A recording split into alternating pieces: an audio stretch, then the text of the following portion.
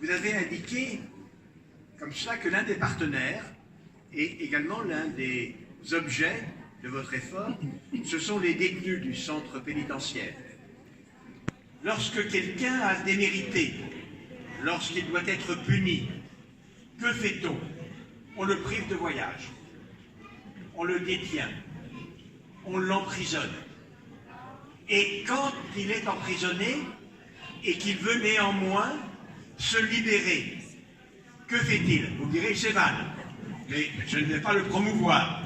Quand il ne s'évade pas, il remplace le voyage physique par le voyage intérieur.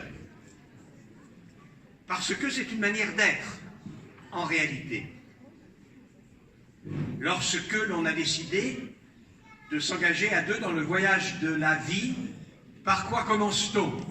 Par un voyage de noces. Et lorsque l'on a décidé d'accumuler des éléments pour justement arriver à diriger sa vie, dans quoi se lance-t-on? Dans des voyages d'études.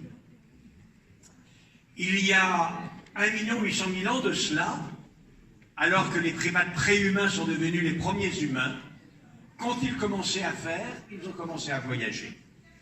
Une manière de dire le passage du primate préhumain au primate humain, Homo erectus en l'occurrence, ou quelque chose comme cela, Homo habilis, Homo erectus, c'est un homme qui a commencé de voyager au long cours. Puisque, apparu en Afrique, il a commencé une première fois à conquérir le monde tout entier. Et à mesure que de nouvelles espèces d'hommes sont apparues, tous ont commencé de voyager, ils ont commencé de conquérir le monde. Le voyage est un voyage extérieur, mais il n'en est pas un totalement humain s'il n'est pas aussi un voyage intérieur. Le voyage qui va au contact de la beauté, le voyage qui va au contact de l'autre pour s'en réjouir, pour lui tendre la main, pour le connaître, pour s'en enrichir, est toujours un voyage intérieur et toujours un enrichissement de la pensée. Souvent, je dis que dans ma traversée de la France en diagonale, partant des Ardennes, je me suis rappelé ce que disait le poète aux semelles de vent, Arthur Rimbaud, « Je est un autre ».